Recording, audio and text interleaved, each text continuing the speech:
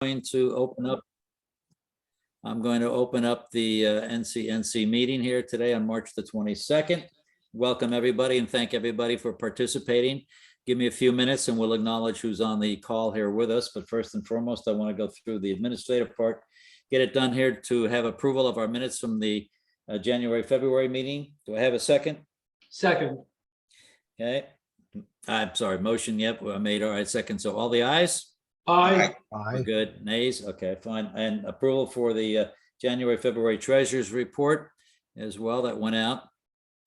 I have a second? Yes. Second. Second, ayes? Aye. Aye. Aye. Okay.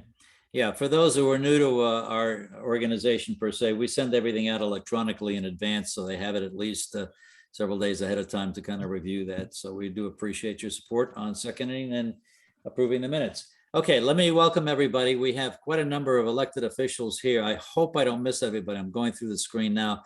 Our Vice Mayor from Palm Beach County, Gregg Weiss, and he's going to be on the program to speak here shortly. Rachelle Litt, where's Rachelle? It disappeared on me, but there she is. Left. Okay, she's the mayor of Palm Beach Gardens. Keith James, I saw him earlier. What happened to Keith? He's not there yet. Not there yet. Okay, but he'll be speaking later. He is the mayor of West Palm Beach. I see Shalonda Warren, who's a commissioner of West Palm Beach. Chelsea Reed. I got Chelsea, vice mayor of Palm Beach Gardens. All right. Okay. Let me see. Go to the other screen, see if anybody on there that got on. Ellen Baker, who's part of the North Palm Beach County Improvement District. She was on here a second ago. Okay. Got Ron Ferris. I don't see him. Oh, there he is. I see the name. Okay, there he is. He doesn't Ron show. Ferris, city manager of Palm Beach Gardens. Many of you know Ronnie's been on these calls many times. Okay, and we mentioned Keith James. Okay, I think I got everybody there from a speaker point of view. Okay, well, let me just cover a couple of administrative notes with everybody. Everybody should know by now that on April the 20th, we're going to have a physical annual meeting to be held at the Ibis Ballroom like we've had in previous years. We canvassed everybody. Overwhelmingly, people said they were comfortable on meeting in person as opposed to doing the Zoom meetings. While the Zoom meetings have been very productive for us, because obviously speakers don't have to travel and we can get them from wherever they happen to be. And we appreciate their time in that respect. But I think the physical meeting is something we all yearn for. It's networking, it's relationship building, it's putting a name with a face and that kind of thing. So we look forward to it. We will have invitations out to everyone after this call. Camille has obviously got everything ready to go. If you're interested in sponsoring, we have several communities already. Marisol, Ibis, Avenir, for example, are sponsoring part of the meeting. If your community wishes to sponsor or you're an organization wishing to sponsor, please get a hold of Camille. We're quite flexible. We're gonna keep it scaled down this year. In years past, we've had anywhere from 180 to 200 people attend the annual meeting. We're hoping to get it down to about 100, maybe 110 at the most in that respect, because some of you have echoed the concern about going to a meeting with a great number of people in it. So we'll scale it back. It'll be a breakfast from 7:30 to 8 o'clock to 9 o'clock is the actual meeting, and speakers are being confirmed as we speak. All right. So we'll give you more details as we proceed in that. And like I say, if you wish to sponsor, get a hold of Camille. Thank you once again for those who've already acknowledged sponsorship. We're not a P&L organization. We use the money to from a cash flow point of view to help us pay for our meetings, help us pay for our GoDaddies, help us pay for, whatever mailings we have and so forth. So we appreciate those sponsors who do step forward. I do see as well who joined us here, Joel Engelhardt used to be a reporter here with the Palm Beach Post.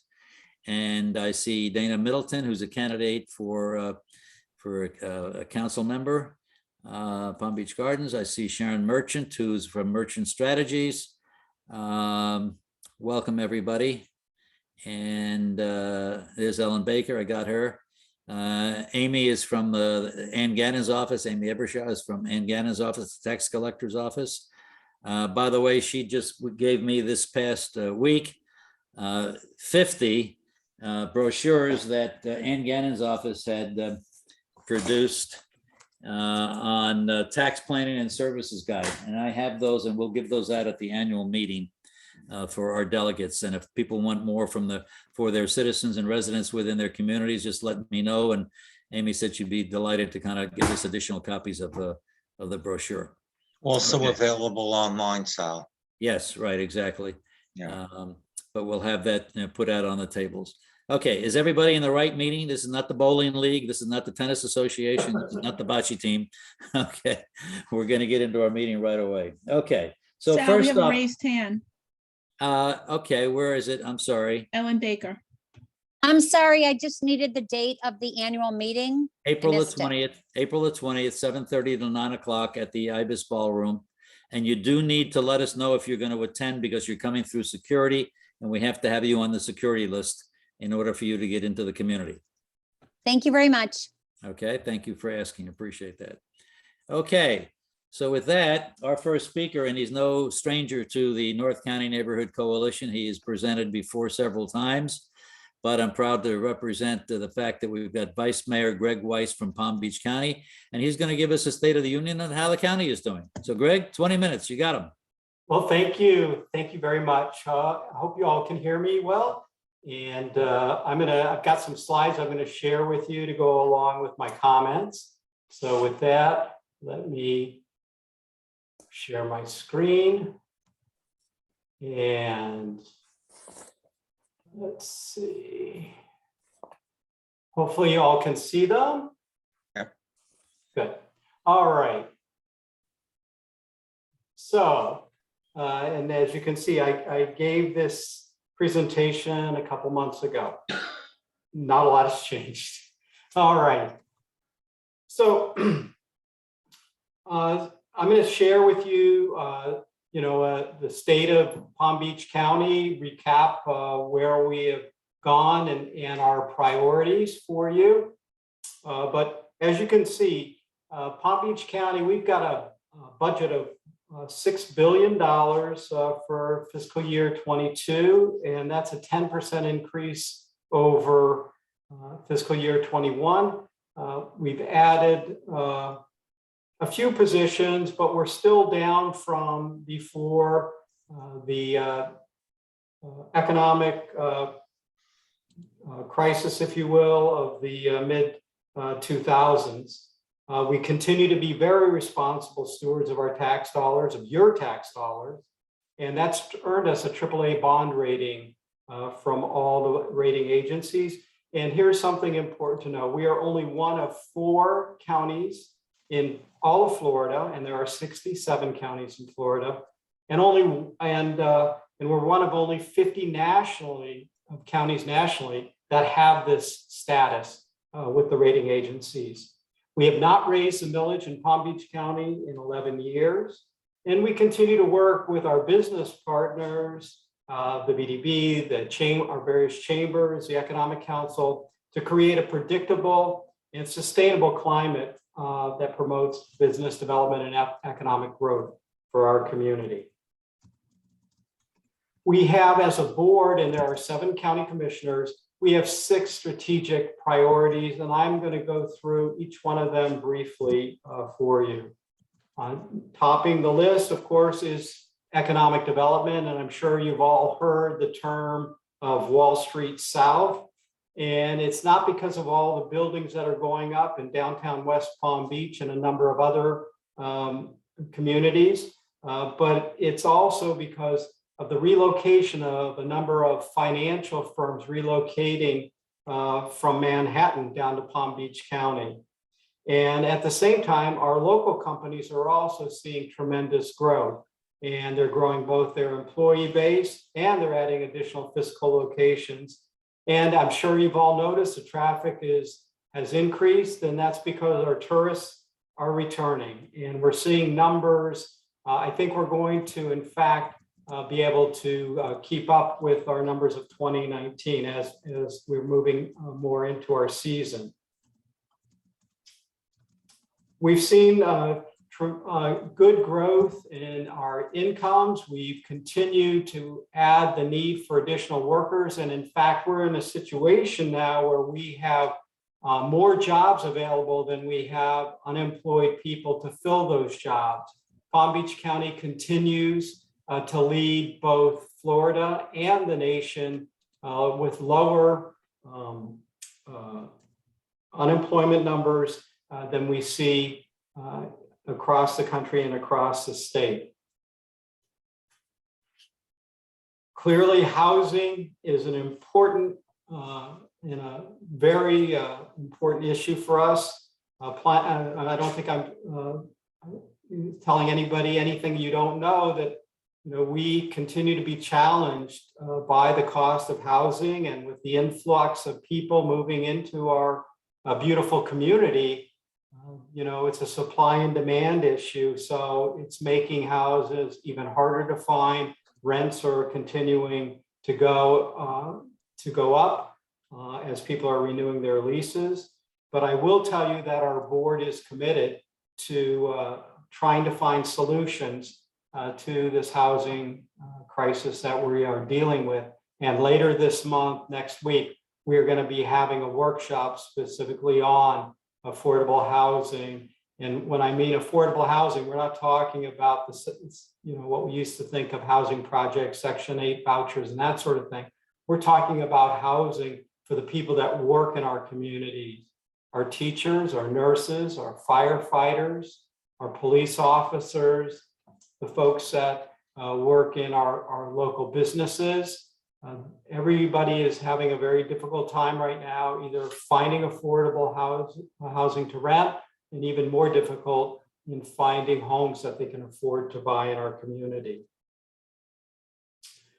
Our workforce housing program that we've had in the past has delivered, I think, respectable results for you. 2,500 units are on the books, if you will, half of which have already been built or are under construction. In addition, the county has provided purchase and remodeling assistance for over 6,000 units in the last 10 years.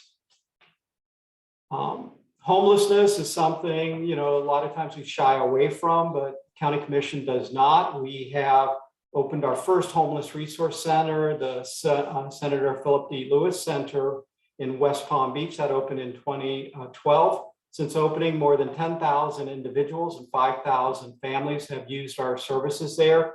And then in the center, you see a picture of our Lewis Center Annex, which opened in the summer of 2020, right in the middle of the COVID situation or pandemic near the fairgrounds. And we've opened that facility while we're building a new homeless resource center 2, which is going to be in the Lake Worth, unincorporated Lake Worth area.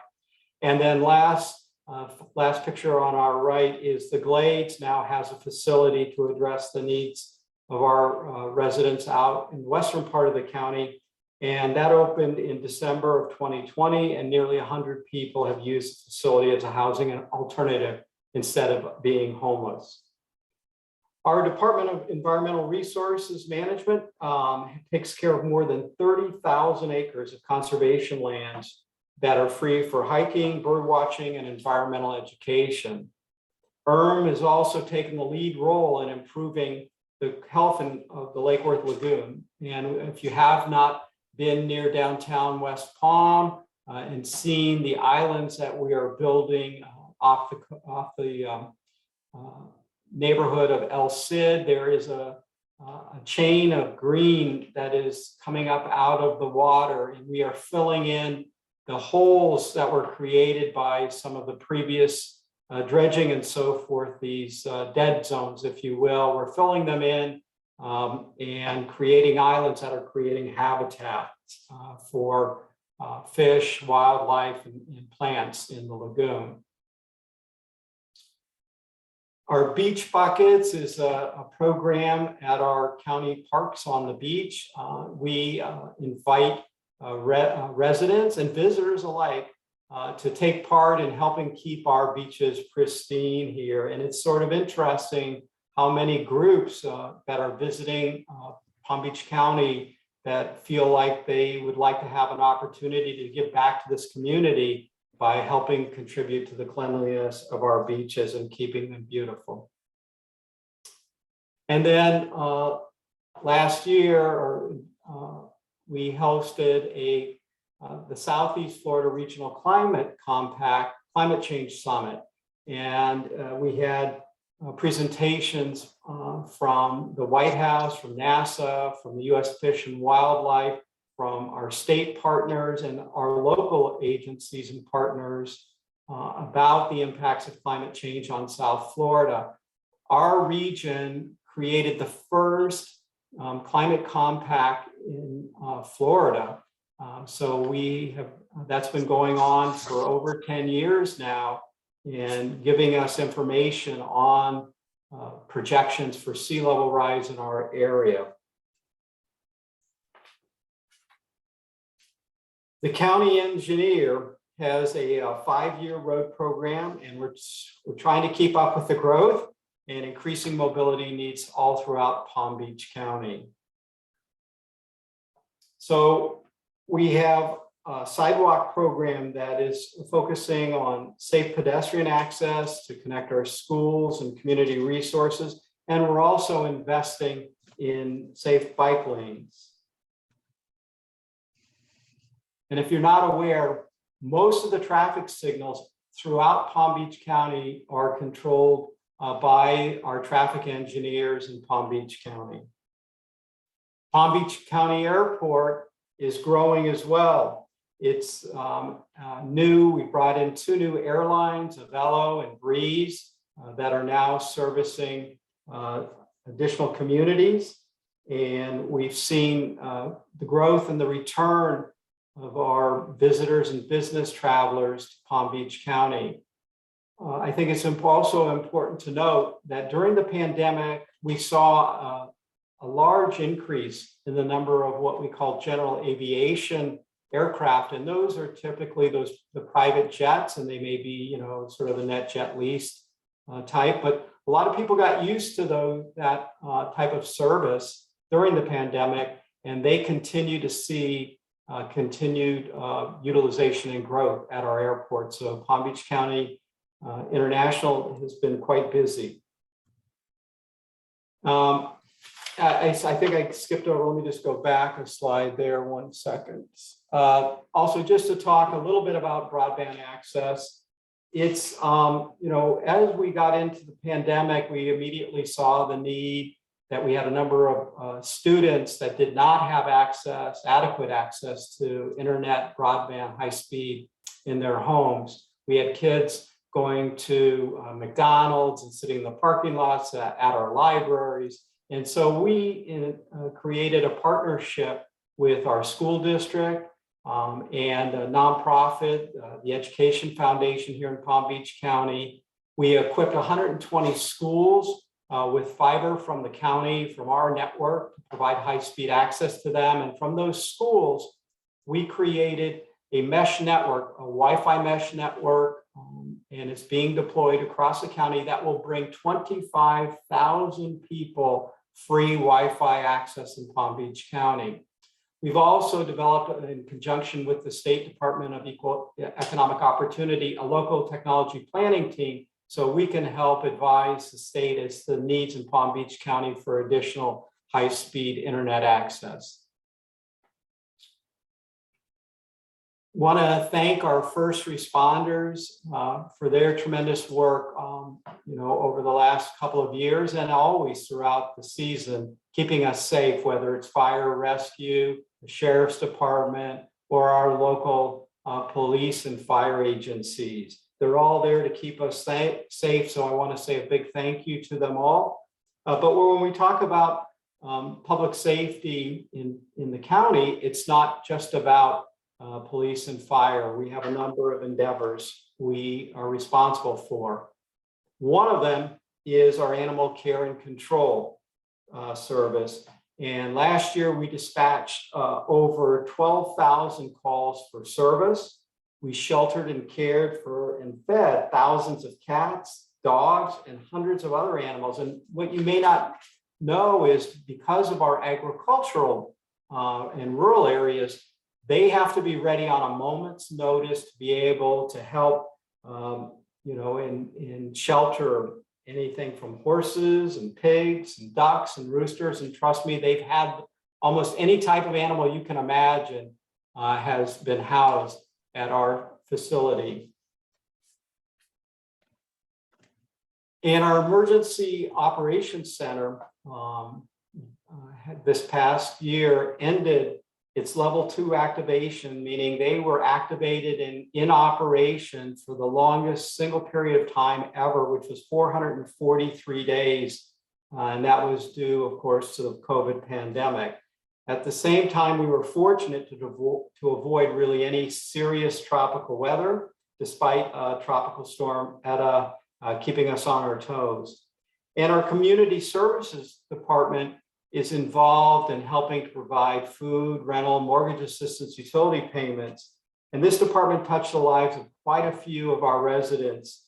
We had last year over 200,000 calls for help, and we processed close to 50,000 applications for additional resources and support. Our seniors remained a very high priority this past year for us. And we responded to the need for, and you may not be aware, but we've had an increase in senior homelessness in Palm Beach County. And we worked with the area agency on aging and PalmTran to deliver more than 400,000 meals to the homes of seniors in Palm Beach counties.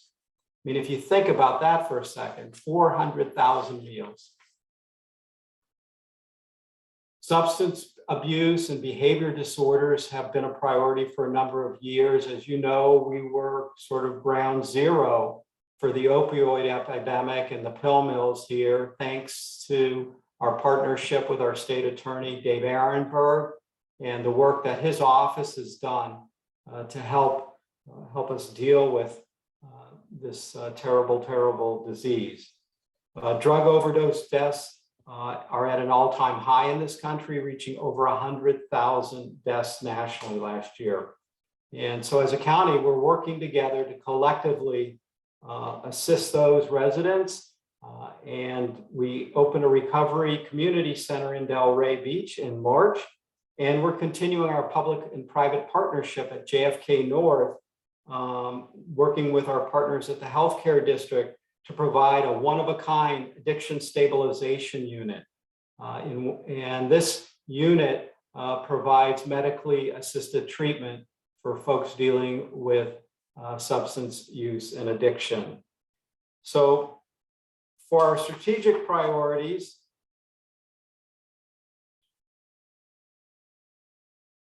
and sorry, I missed this slide. So let me just give you a second. You can see that. One of the things we did, and why I am very honored and pleased to be a part now of the NCNC communities representing them, was we had to redraw our districts like the rest of anybody who has single member districts. We created for the first time ever, a Hispanic majority. So it's a majority Hispanic district. The home is District 3 now. District 2, which I have the privilege and honor to represent, encompasses West Palm Beach, and now has brought in the communities of Ibis and Iron Horse into District 2. But to accommodate the new District 3 wraps around and now goes down into the Boynton Beach area. We've seen tremendous growth in population in the county over the last 10 years.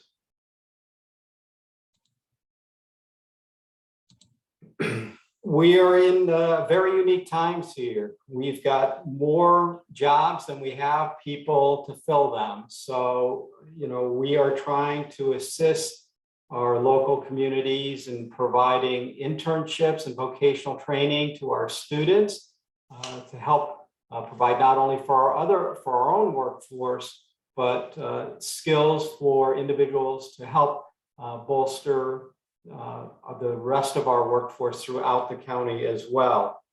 And if you really want to understand that, you can talk to our friends and partners over at Palm Beach State College. They are anxiously and very happily working to create additional programs for our students here in Palm Beach County, or people going back to school, to give them the skills so that they can have the best possible lives here in Palm Beach County that they choose to have.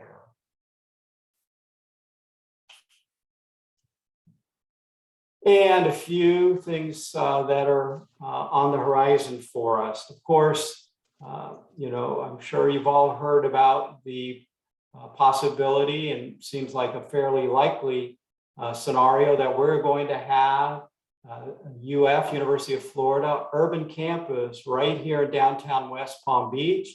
That's through a partnership between the county, the city of West Palm Beach, and a private individual, Jeff Green, to provide the land to allow University of Florida to expand their graduate programs into our community, which is really a regional opportunity.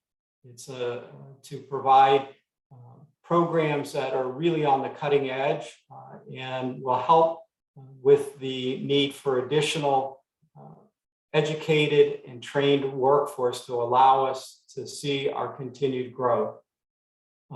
Finally, it's nice to see we have spring training back here as of a few days ago. So spring training has returned, and we continue to support that opportunity, both from recreation, but also it does bring business and visitors into Palm Beach County.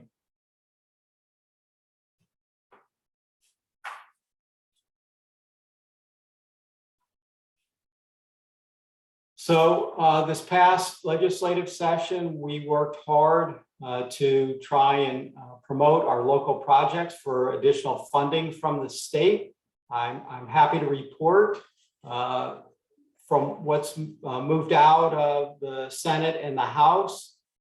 It looks like we've got some good support there for a number of our local projects, and we're going to see our communities being supported, I think, in a very positive way. Hopefully the governor does not veto the funds to us. You may also hear about home rule. That's our ability, and we are a home rule state in Florida, to make decisions at a local level. This has been an area of contention between local governments and our state government. The state has continued to chip away at home rule, and unfortunately passed some of the most draconian measures that have been passed as it relates to home rule in a number of years. And so how does that impact you and all of us? One of the ways it's going to impact us, as an example, they passed a bill called SB 620 that basically says that if any local government passes an ordinance, and it could have been by voter referendum, let's say, for example, to control the hours of operations, so you don't have noise going on throughout all night, to limit operation hours for business. And if the governor does sign this bill, what it will do is then the business owner will be able to sue the state or city government, which is in fact suing the taxpayers, for the economic impact that had on them. So it now takes the balance away from trying to promote and create an environment for our constituents and our community that they desire, and pits that against people's ability, or what they perceive as their ability to inflict their imposition of their business into our local communities. So that is going to open us up to lawsuits. And, I think the outcome of that is going to be, we're going to end up spending a lot more time and money on litigation as opposed to be able to really have a good quality of life. So, Yeah, Greg, we got just a few minutes left. okay, I'm just about done here. So let me Okay. just wrap this up and just let you know that, we are also going to be looking at, we're going to revisit. It doesn't sound like the state is going to, at this point, take action on the in building inspections. So it's probably something that our county governments are going to have to take up, maybe even some municipal governments are going to take up. And these are the inspections, coming out of the Surfside condo tragedy, building inspections for older buildings, especially along the coastal areas. So with that, I will turn the floor back over to you. I hope you found this informative. Thank you, Greg. Does anyone have any question they would like to ask the commissioner? Yes, Mr. Singer from Bay Winds. Commissioner, you spoke to infrastructure. The bridge that is not functioning, is that a county or an FDOT repair? Are they who's responsible for repairing the bridge? That is a county bridge. It is Okay. 80 years old, well past its life. And the pin, which my understanding, it's a very large pin, sheared. And so it's going to have to be remade. It's being built and created in Alabama. And right now, my understanding is there's the material itself that they need to create it is in difficult to get type of material. So it's delaying us a little bit, but they are on top of it. The bridge is obviously has to stay open so that boats can get through there. And fortunately and unfortunately, for the residents, they either have to travel about a mile south to Atlantic, or they can go a mile north to Woolbright to use either one of those two bridges. So. Thank you. Okay, well, Greg is no stranger to the NCNC, and I've spoken with him on several occasions, and he's very supportive of our coalition and the kind of things we try to get done here, because we continue to maintain our professionalism and trustworthiness within government, not just county, but municipal government and state government. And then we build trust with one another, and we have the opportunity to have the audiences with these individuals. So Greg, thank you very, very much. We appreciate your time. And you got my phone number. If anything comes up, you want something from the NCNC, please call me and let me know. We'd be delighted to participate. Well, thank you very much. And it's, as always, a pleasure to see you all. And I hope I have an opportunity to join you at your annual meeting. Great. Thank you, Greg. Thank you. Okay, our next speaker as well is no stranger to the North County Neighborhood Coalition. He is the mayor of West Palm Beach, Keith James, former commissioner in District 4, of which he had obviously covered many of the communities that are in West Palm Beach out west. So I attended his State of the City message down at the convention center earlier in the year. And I asked Keith if he could kind of give a mini version of that, because I thought it was quite good from a substance point of view. And there's a lot of things happening in Palm Beach in West Palm Beach. So with that, Keith James, Mayor of West Palm Beach, they're all yours. Thank you, Sal, and thanks to the NCNC for all that you do, and certainly for the invitation to speak today. And welcome and hello to everyone. I can't wait until we can start meeting again in person. I think I have one of my commissioners here, Commissioner Warren. Hello, Yeah. Good to see you again. But let me dive right in, and I'll start with the vision that I have articulated time and time again, the vision for West Palm Beach. And that is, we work hard every day to make West Palm Beach a community of opportunity for all. A community of opportunity for all. What we're trying to do is build a city that incubates and attracts economic growth and development, enhances our quality of life, and increases opportunities for all residents and business owners to fulfill their potential and realize their dreams. So that is our North Star. That's our overarching bar that we set for ourselves. I know you've heard the city is experiencing a period of transformative growth. Key quality of life improvements in the areas of public safety, education, infrastructure, housing, the environment, and even the services that we provide our neighborhoods. In fact, just recently, West Palm Beach was ranked among the livability as a publication called livability.com. And we were recently ranked among their top 100 best places to live in America. What I like to do is just go through a few highlights and then certainly leave it open, leaving time for any questions.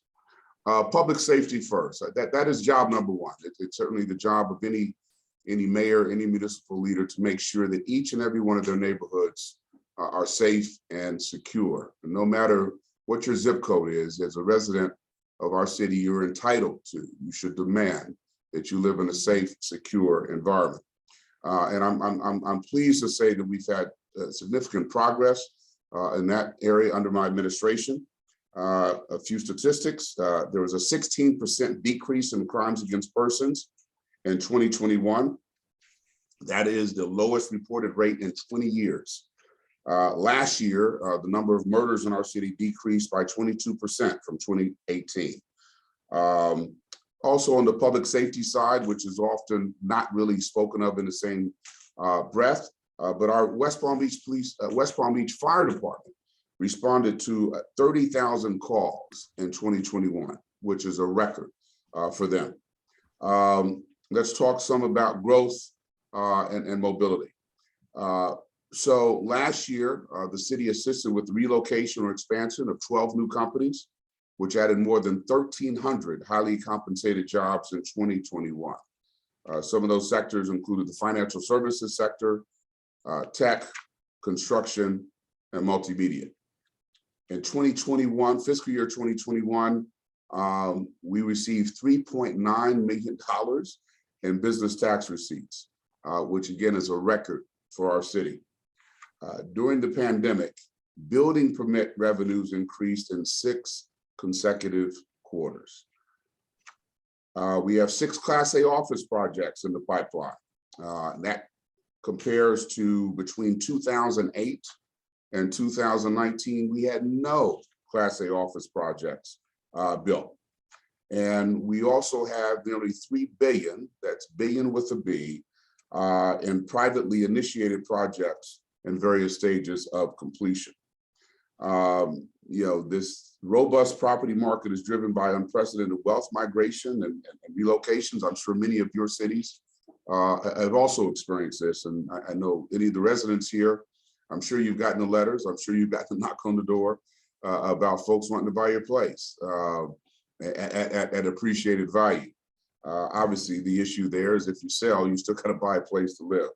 But it is nice to see the appreciation of property values. Investments in residential and workforce housing are poised to bring 2,600 new units online in the next few years. We've added 2 new hotels to the city for a total of 300 additional rooms. Small businesses are enjoying a significant rebound in our city as well.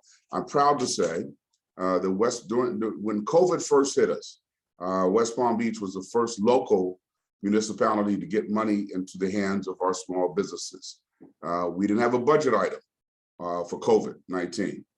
So we had to, I like to kiddingly say, but it's not really too far from the truth, look under the couch pillows and under the mattress to see what monies we could find. But we were able to find monies to get into the hands of our small businesses who were suffering.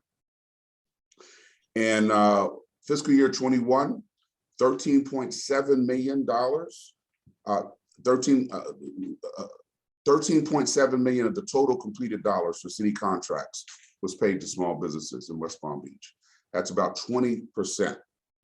On the transportation and mobility front, the city continues to work on ways to more efficiently and safely move people, not just cars. I'm happy to say that the city is working with the county, with members of the private sector as well as our Downtown Development Authority, Economic Council, to continue to strategize on ways in which we can address the transportation issue. Obviously, we're well aware that as we continue to grow, that will be a challenge for us, and we want to get ahead of that problem. Commissioner Weiss, by the way, who's a great commissioner on the county and a tremendous partner for the city of West Palm Beach, mentioned the University of Florida Urban Campus. We're very excited about that. I won't repeat the details that he listed, but that I believe could be a true game changer for our center to have that facility, that urban campus right in our downtown. There's another university, another state university is also looking to do business in and with West Palm Beach. Florida Agricultural and Mechanical University has formed a partnership with the city, whereby they will create agricultural programs and opportunities. They're going to operate 3 community gardens in our city, and they're going to expand access to affordable health food options in many of the food deserts in our city. So that's 2 major Florida universities that have expressed an interest and are looking to do business with the city. Let's talk about housing again. Commissioner Weiss certainly identified that as an issue. It will continue to be an issue, and it's on our radar. Clearly, and he said it exactly right. We're not talking about affordable housing. I like to say it's housing that is affordable. Indeed, there are people who are making 6-figure incomes looking to move here that can't find a house. I was talking to someone today who was trying to bring in a human resources officer, very well-paid position. And that particular individual had lost 5 deals for homes that they thought they had. People are coming in, they're plunking down cash, and they're bidding more than the asking price. So this is a challenge. It is and I like to say that if we don't get a handle on this, all of the tremendous growth that I just described will come to a screeching halt. Because if companies cannot find places for their employees to live that are convenient, that are affordable, they're just not gonna come to West Palm Beach or even to Palm Beach County. So this continues to be a challenge.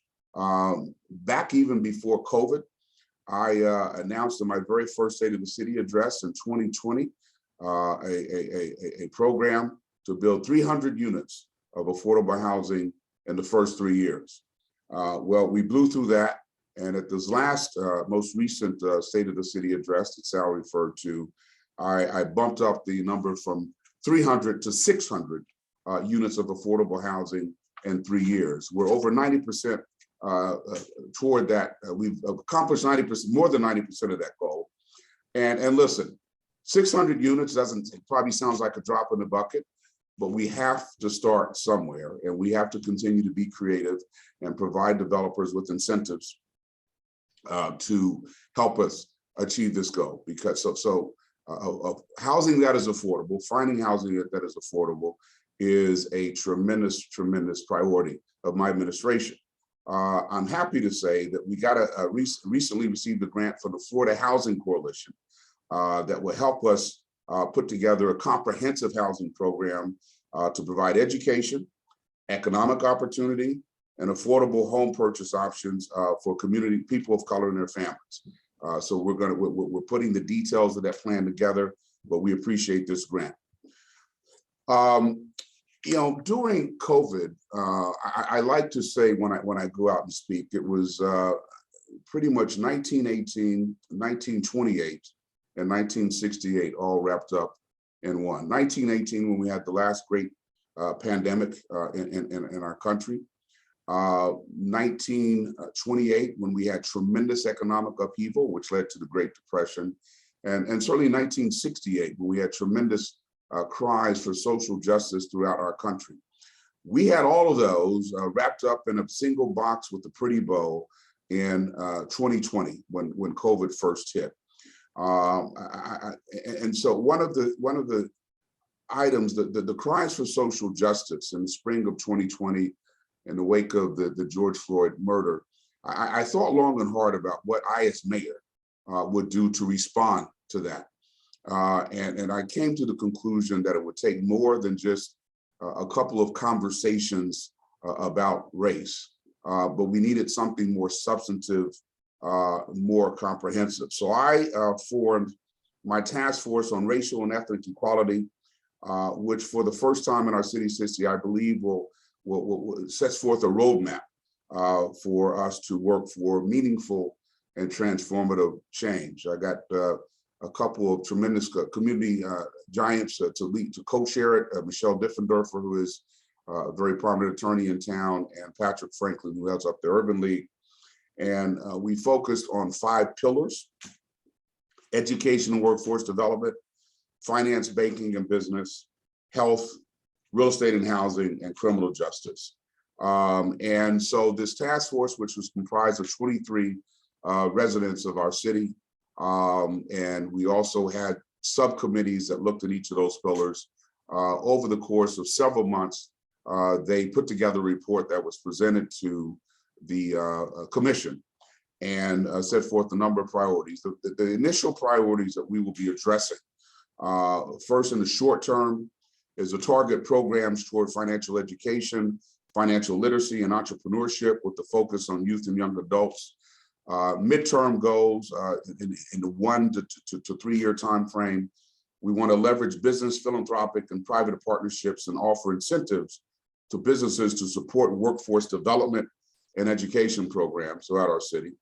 And more on a long-term priority is we want to develop a pilot program that will allow put together crisis intervention teams to work alongside our police officers that respond to mental health calls. Many of those calls escalate very quickly because of the condition of the mental condition or the mental illness of the persons who are approached. And if we can have, and there are pilot programs throughout the country, if we can have crisis intervention teams, mental health professionals who are working with our police departments to help de-escalate those situations, I think we will avoid unfortunate accidents and incidents. So we're going to continue to work on that. I also put together, I'm proud to say, under my administration, the first time that we started using general fund dollars to actually invest in many of our schools in West Palm Beach. I put together something called the Mayor's Education Grant Program, which directly awards grants to the eligible elementary schools in West Palm Beach, designed to help children improve reading and math skills. Rather than just giving the money to the schools, we're asking teachers to put together proposals on how they would spend those dollars. Initially, it was $3,000 per school, which is a small amount, but we're looking to bump that amount up in subsequent budget years. But it's the very first time, as you all know, we don't own or operate the schools, the school district does. But I certainly wanted to make a statement that education is very important to this administration. So let's turn to Grassy Waters Preserve, which is the home of our water supply as well as State Road 7 extension. Many of you in this room know that we've been fighting the fight against State Road 7 extension for many years, for more than a decade. Sal, thank you for your leadership in this area throughout the years. FDOT wants to build the road adjacent to Grassy Waters Preserve, which Grassy Waters Preserve, which I hope all of you know, is a 23 square mile wetlands ecosystem, which is basically the source of the drinking water for 130,000 water customers in West Palm Beach, the town of Palm Beach, and the town of South Palm Beach. And why do we oppose the extension of State Road 7? We believe that building that extension in the proposed location will cause deterioration of the preserve and put the city's water at risk. We have said repeatedly, we're not opposed to the extension of the road. We just don't want the road to run through our grassy waters. And so we have proposed, and we continue to be in conversations and litigation with FDOT to consider alternative routes. That battle continues, and we will continue to do what we can as a city to oppose that location of State Road 7. We have considered and studied alternative routes, which we presented to FDOT, and so far they've not moved on that. The other priority of my administration was to emphasize customer service and change the culture. We wanted more to develop a customer service approach to how we interact with our citizens and the businesses that are in our city. At the end of the day, and this is what I tell my team, we are in the customer service business. We elected officials are public servants. We're here to serve the public, and certainly the staff that works for the city also should have that mindset. So I actually am beta testing now a customer service app that we're going to roll out probably within the next couple of months. It's called WPB Key. WPB Key. We like to say that that's the key to getting answers from the city. It may sound kind of cheesy, but we wanted something that was catchy that people would remember. And it will be a single point of contact for visitors, residents, and businesses to request city services. And they'll be able to access WPB Key by phone, website, and as I said, there'll be an app available in the appropriate Google and App stores.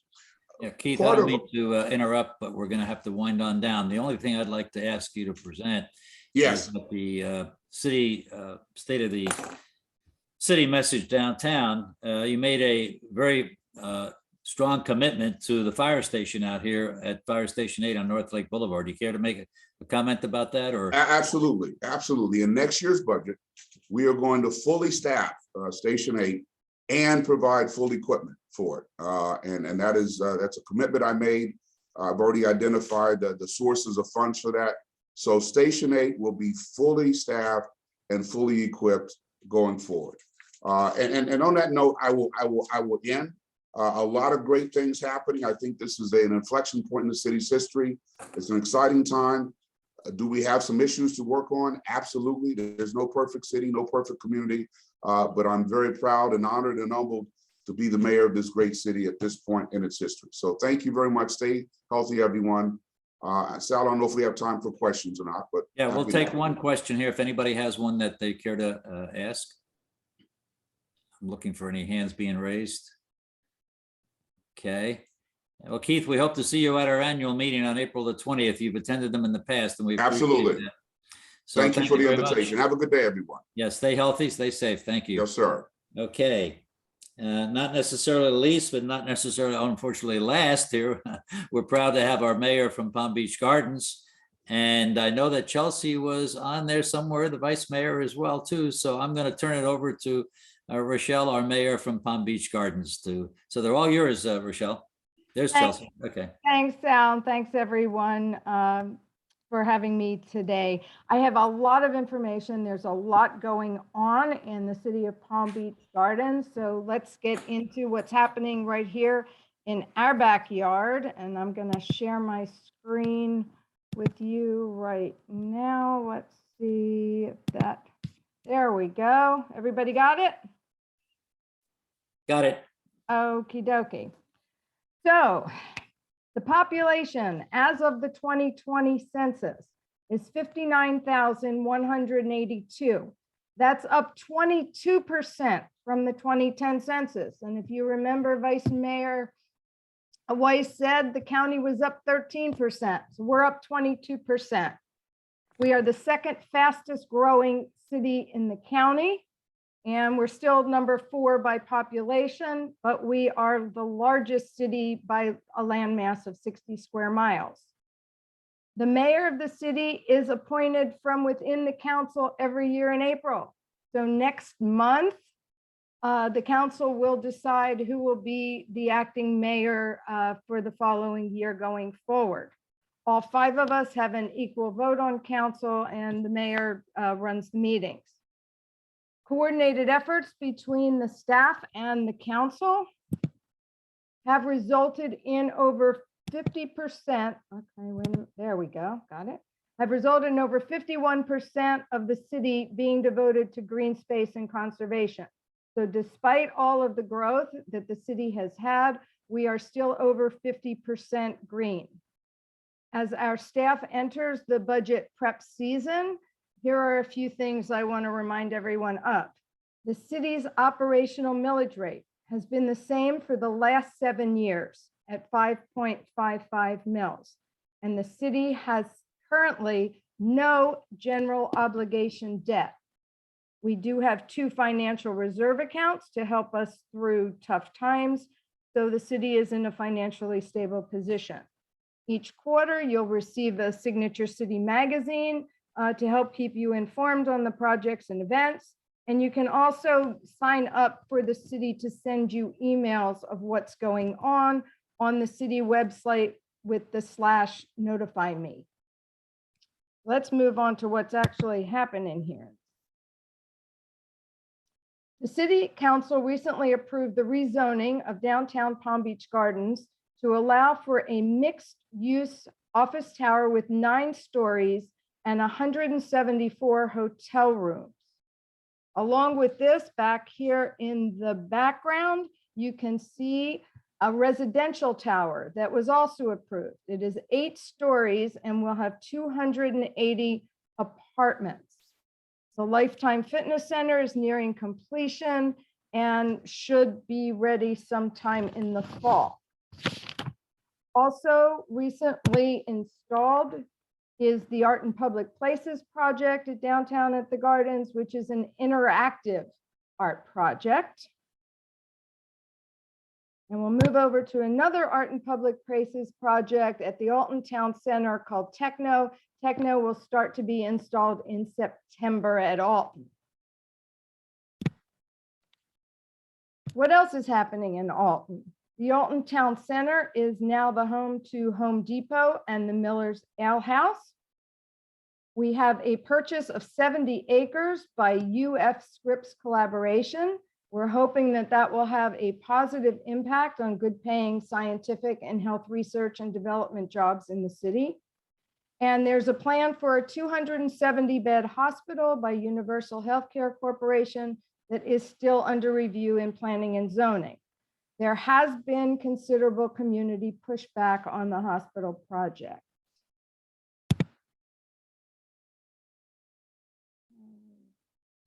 There. Moving over to Avenir. The communities in Avenir are beginning to fill in nicely, and the first residents have moved in as building permits are issued daily. We recently approved the 3 pods seen on the screen and a private golf course at the Panther National Residential Golf Course community. This is in the the northern section that borders the conservation area. It's 520 acres and has 463 high-end single-family homes. The council also approved very recently funding for Fire Station 6 in Avenir. An interesting fact on the city, 2,683 building permits have been issued to customers citywide from January 1st through March 10th.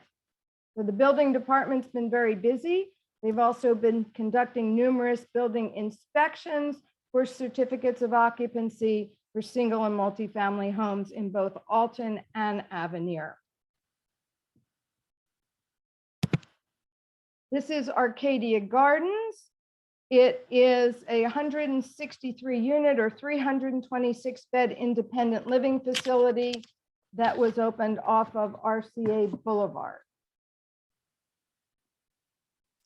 I don't have a slide for it, but I'm gonna put it in here.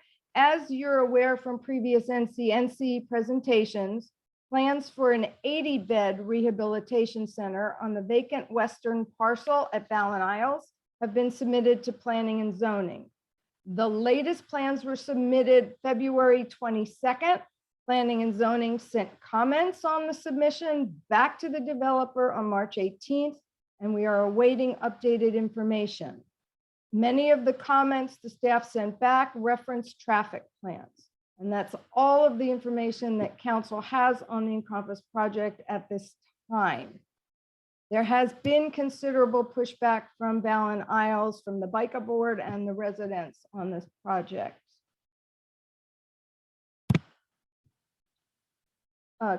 Mayor James just spoke a lot about housing costs. Well, and I'm sure as you're aware, the median home price in Palm Beach County has risen to close to $500,000, with the average price now near 7 figures.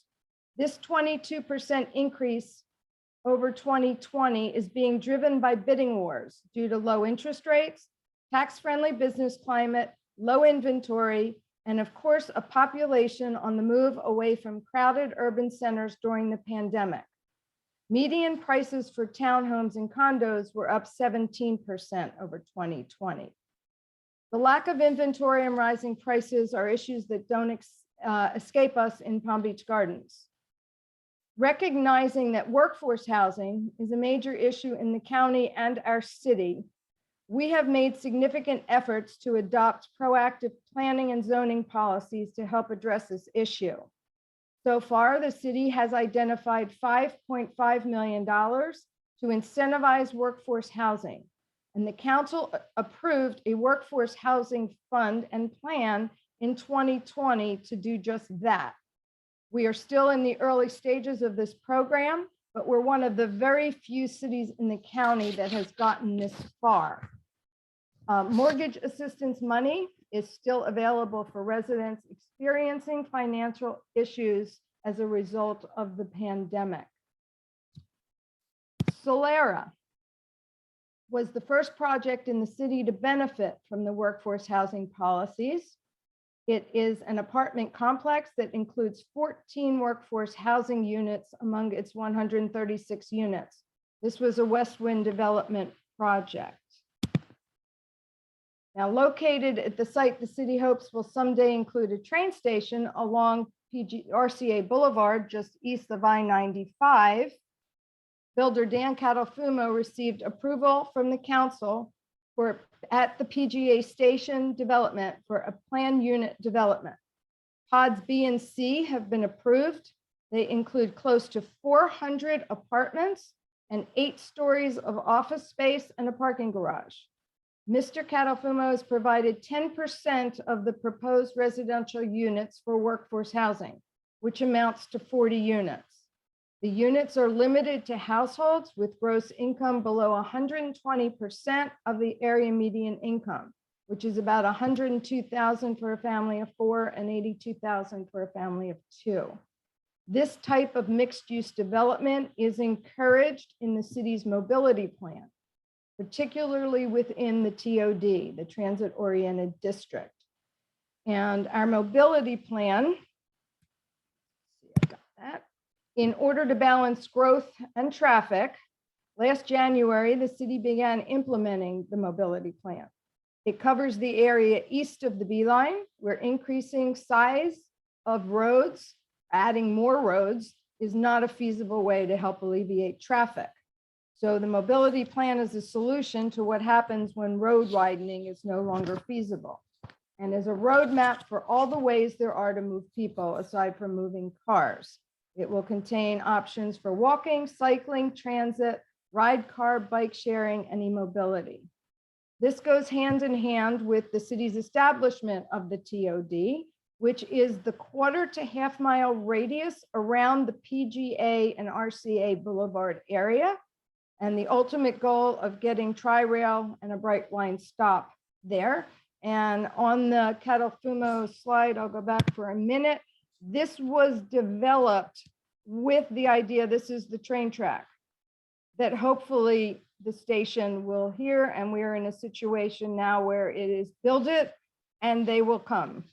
So we are hopeful that we will be ready when the trains are ready to come to us. Speaking of trains, we'll go to Bright Line. They began the new year with a critical step on the completion of their rail system connecting Miami and Orlando. They started on January 17th, running trains between West Palm and Cocoa Beach for engineers and train conductors to learn the tracks and territory. The trains do not carry passengers, and they will operate 1 round trip a day daily through 2022. Construction on the extension to Orlando is about 70% complete and includes 156 railroad crossings that are being upgraded with safety improvements. And improvements, I'm told, have been completed on more than half of the crossings, with additional work to be completed this year. They're expecting it to begin service in early 2023. The City of Palm Beach Gardens is in the process of applying for 6 quiet zones that are our responsibility. 3 of those crossings are within the city and 3 are in the county pockets, but they fall under our jurisdiction to apply. So let's move on to FDOT. And there's a lot here, so I'm going to go as fast as I can.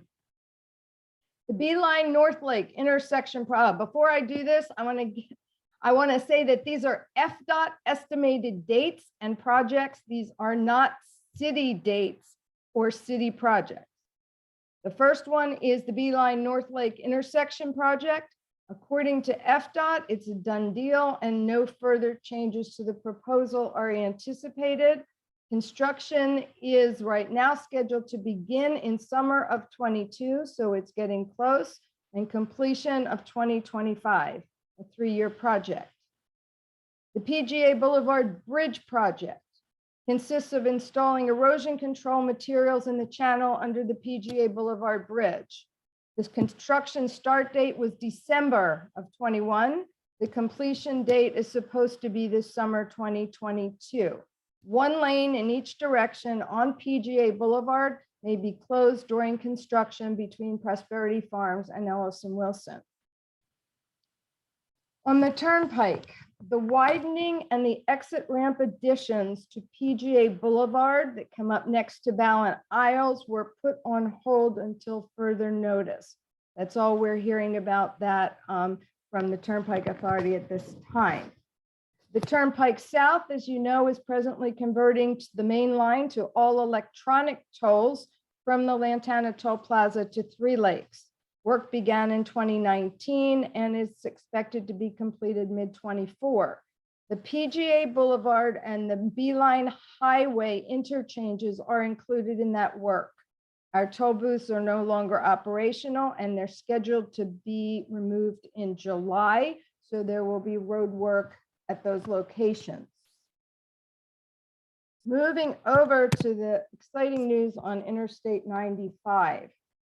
The I-95 and Central Boulevard Diamond Interchange is in the final design phase with an anticipated construction date of fall of 2028. This will include new collector and distributor roadways between Military Trail and Donald Ross Road, as well as improvements to Central Boulevard. The existing Central Boulevard Bridge spanning I-95 will be widened and will include 2 11-foot wide lanes, 2 11-foot wide left turn lanes, a 7-foot wide buffered bicycle lane, and 10-foot wide sidewalks in each direction. Now the entrance ramps and exits on I-95, alternate A1A and PGA Boulevard.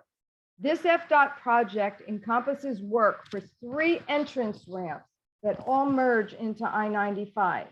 These ramps are the westbound PGA Boulevard to southbound I-95, the lanes that back up the traffic onto PGA Boulevard as traffic enters the flyover.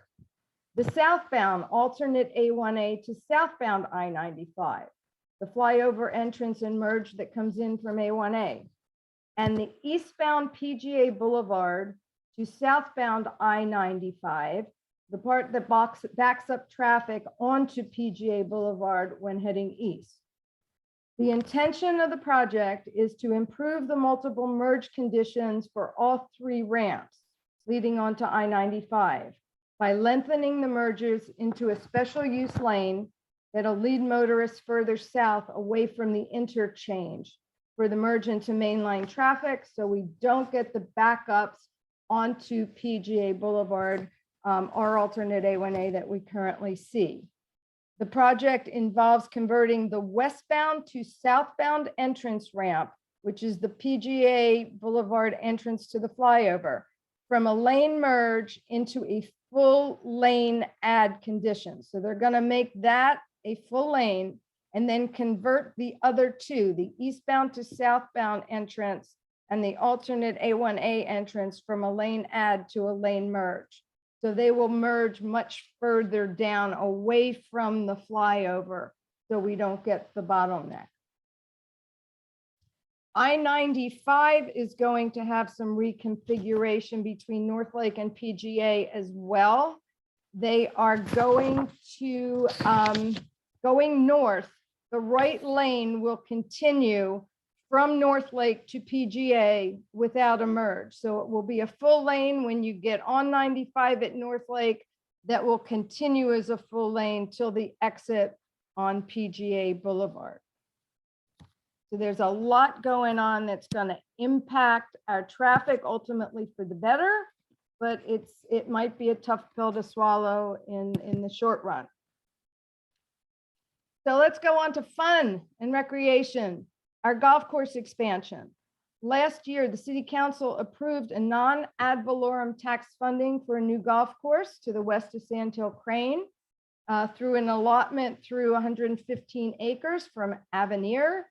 We are developing an 18-hole par 3 golf course with an island green hole and a Topgolf style driving range. Construction is underway and we anticipate completion in late December. With a January 2023 opening, barring any construction delays due to supply chain or weather issues. And that's up here. This is a couple weeks ago what that looked like. Down here, this is our aquatic center. We're beginning a substantial upgrade to the Burns Road Recreation Center and the aquatic complex. Built in 1983 and updated in the early 2000s, the Burns Road Community Center is slated for expansion to meet the growing programming needs of the community. Currently, we're in the process of hiring an architect to design the project. Once that's done, I'll be able to give you more details on the size, scope, and cost of it. The phase 1 project budget, which is the aquatic center, for this fiscal year is 10 million. Phase 1 includes the entire new aquatic center, and the pool will be finished in midsummer, hopefully, and the aquatic building is slated to be finished in the fall. That is a picture of the vice mayor and I at our Mayor's Veterans Golf Classic. It was in November. I'm proud to say that we raised $72,691 for the Veterans Resource Center, which was way over the $50,000 that we had raised the year before. So thank you to everybody who came out and supported us in that event. Palm Beach Gardens is quickly becoming a host city, which is a great thing for our economic bottom line. Once again, we had the opportunity to be the backdrop for 2 major events. We hosted both Mardi Gras in February and the Honda Golf Tournament. Both events were featured as part of a special double cover edition on Signature City Magazine. And we're very fortunate to have these partnerships that strengthen the working relationship between the city and the Chamber and the Honda Classic. They have a big impact on our local economy. Mardi Gras has an expected impact of 2.8 million, and Honda has an annual impact of over $40 million. The Honda tournament this year hosted over 200,000 attendees, and next year's tournament date, if you want to write it down, is February 20th through 26th. Sports tourism as a whole continues to be a big economic driver for us. In 2021, we hosted, for example, the Cal Ripken World Series for youth baseball. It generated close to 3,800 hotel room nights and an estimated 1.7 million impact to our local economy. And that is just one event. We've hosted soccer, softball, swimming, you name it. We are becoming the go-to destination for sports. So on a final note, the City Council just approved upon second reading a referendum for voters that will be on the August 23rd ballot. We are going to ask our voters to renew the city's ad valorem tax exemption program, which has been in place for the last decade. This is an important program that brings jobs to our cities, and we need the voters' support. The state requires us to get that support every 10 years. We have only issued one abatement through that program in the past 10 years, which was for United Technologies to bring their corporate headquarters for the gardens. That project brought with it the addition of over 500 paying full-time jobs.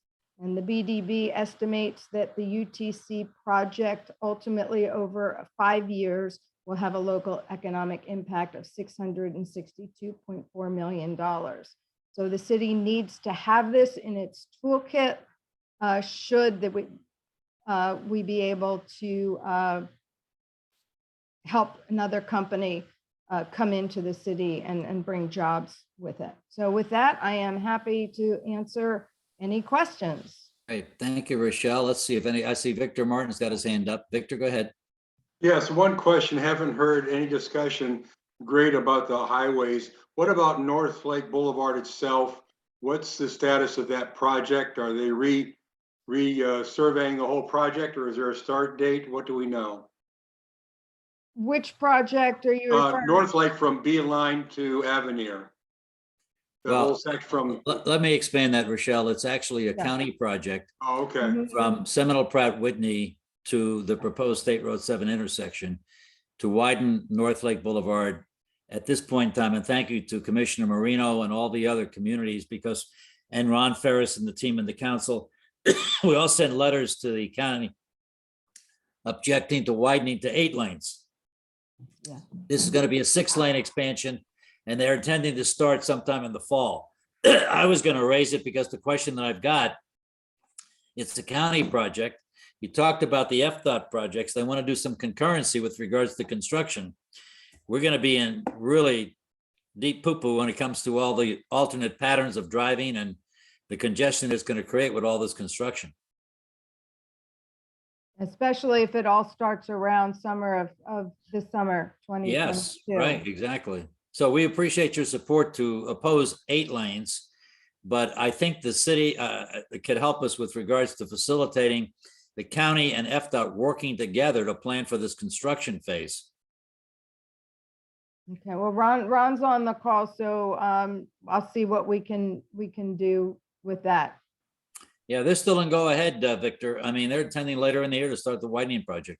Mhm. Okay, and do they have any idea of when it will be finished or how long it'll take? 450 days at least. Okay, thank you. Appreciate that update. I got our annual meeting coming up, so appreciate that info. And great for Palm Beach. Thank you, Rachelle, because this is our annual meeting. Our community is coming up. Yeah, In fact, and yet this week. thanks to the council. I mean, we do have your letter opposing the 8-lane expansion, so we know the city is with us on this particular issue. Mhm. James Levin. Yes, my question or questions are surrounding Central 95 Central interchange. Did I understand correctly that that is now approved and moving forward? Is the first part of the question. The second part of that is, what are they going to do to deal with the traffic issues so that that doesn't have to be widened from 4 lanes to a 6 or 8 lane road?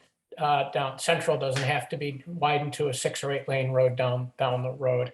And have they perhaps considered taking school bus stops off that road as part of the plan? As far as the school bus stops, I can't answer that question. I don't believe that has been part of the discussion at this point of actually taking them off that road. As far as the widening of Central is not on the plan. There are, according to what I understand, collector distributor roadways between Military and Donald Ross that will be enhanced and worked on, but they are not planning at this time to widen Central anywhere but at the bridge, the bridge span. And that Yeah. project has been approved. All right. Not good news. Disappointed. Okay. Jim, did you get your question asked that you wanted? Yes. Anyone else with anything for the mayor? Okay, I see that Gregg Weiss is back there. I can see his picture. I don't know if you caught my comment to Rachelle, but we may need some collaboration between the county and the various cities, including West Palm Beach as well, in terms of the widening of North Lake Boulevard. There's going to be some concurrent construction, particularly as they start to get ready for the intersection of the Beeline and North Lake and the widening of North Lake Boulevard. So you got an FDOT project, you got a county project, and all concurring at the same time. We may have some real bad traffic kind of situations out west here. I've heard your comments. So we'll see what we can do to try and get things coordinated. Yeah, and then if they can present to us what they want to do, we'd appreciate that. I mean, as opposed to finding out about it, through the back door. Okey-doke. Anyone else have anything else for the mayor at Palm Beach Gardens? Mr. Ferris, did you want to say anything? Are you on the line there? I see your name. Okay, he may just have signed off for a little bit then. Yeah. Well, thank you, Rachelle, and thank you to everyone. We really appreciate very comprehensive, knowledgeable, informed, committed, elected officials, and we really appreciate that. That's what it's all about. The nice part about having 3 mayors on this Zoom call is we have access to them. They grant us the opportunity to spend time with them, not just on a Zoom call, but at any time when they're available during the course of the week. Now, if you can imagine losing that opportunity by having a home rule injected into our backyard. I mean, I don't know most people up in Tallahassee. I mean, and I don't particularly have anybody from Pinellas County telling me what we should do down here in Palm Beach County or into one of our municipalities. So as part of our annual update, whereafter, I can't tell you the names right now, but we're pretty confident they're going to do it. We're going to get a legislative update as well, presented at our annual meeting on issues that obviously are a concern that affect us down here in our county and our municipalities. So it's a subject matter we all have become more learned of. And when you talk about any of these issues, Rachelle gave a great inventory there, a list of the number of projects that are going on. It's not a single Zoom call. We're talking about multiple phone calls and meetings and discussions with individuals who, are a part of the party making decisions. And that's what it takes upon all of us to engage. And I know that several of you helped me with regards to that. So I'm not criticizing anybody, but I got to tell you, it is not one single phone call that corrects the whole issue. It uncovers more issues very candidly as you proceed. So we thank the elected officials because we know it's your hard work and working with us, and we appreciate your support that you give us when we call. And I would tell you, Palm Beach Gardens is terrific. Ron and Rachelle and Chelsea and Mark and Marcy and so forth and Carl. I mean, you've all been very accessible to us. We don't get no's. We get, okay, when do we want to meet? Okay, when do we want to talk? It's the same thing in West Palm Beach. I can tell you, I've got great access to all the players down there too. And Gregg, with your contemporaries, we've never had any pushback. We've always had great, willingness to work with us. So on behalf of all of the North County Neighborhood Coalition communities, of which we now have 23 communities. Rustic Lakes is Renee on there by any chance? I think I saw you sign on, Renee Stefano. She's the president of the Rustic Lakes HOA, and they are our newest members to the NCNC. They had their board meeting and they've opted to join the NCNC, so we welcome them and look forward to them at a future meeting presenting a little bit more about who they are, what they do, and how many units they have in their respective community.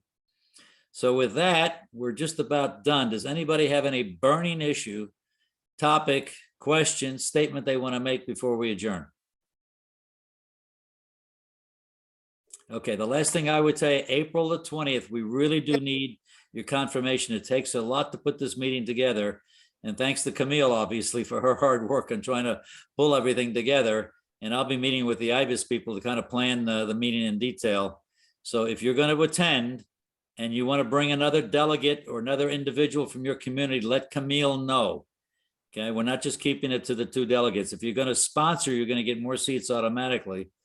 And we'll leave it up to your judgment as to who you invite from your respective community.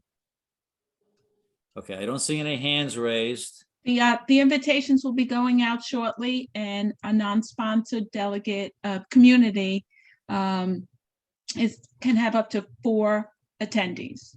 Yeah, sponsored communities will be a lot more Thanks, Camille. flexible. Thank you, David. Okay, with that, we end on time. Do I hear a motion for adjourning? So Motion moved. to adjourn. Second? Okay, all the ayes. See you at April the 20th, obviously. Have a safe kind of month there, week here. Be healthy, be happy, be safe. All the best to everybody. Thank you very much.